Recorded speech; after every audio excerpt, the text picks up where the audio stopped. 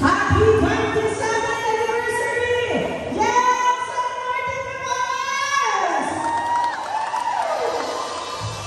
Happy 27th anniversary! Yes! San Martin Namas!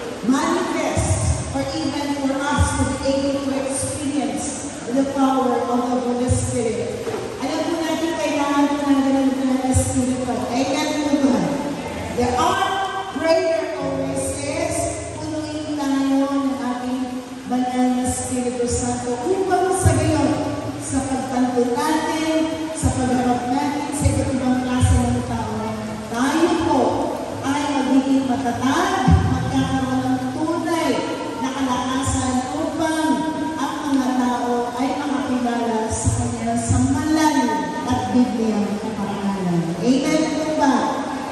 Today, we would like to welcome our speaker, our city pastor, who is basically in charge of JL Church, Sukat Church, in the entire city of Manilake, our own and our very own, and let us welcome him, Pastor Eduardo Guy Castillo.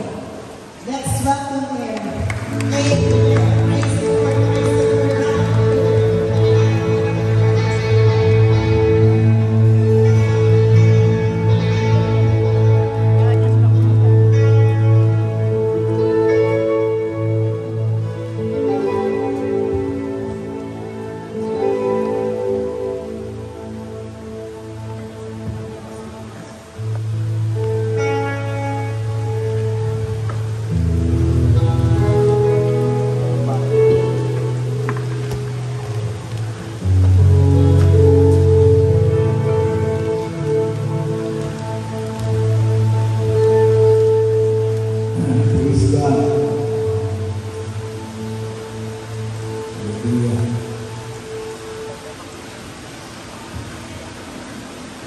Pero po, bago tayo simula,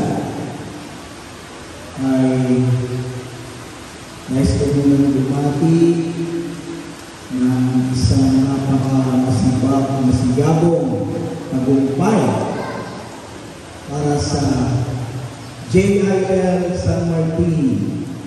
A very victorious anniversary. Palakpakan po natin ang Lord.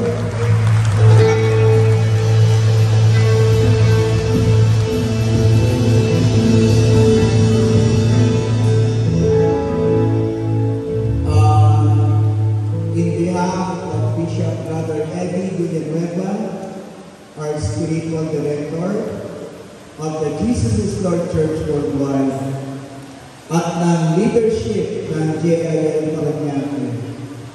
Kami po ay nagpupugan sa inyong matagumpay na anibersaryo. Ngayon pa lang, dinideklara na po natin. Hallelujah. Kaya sa oras po ito ay nais ko po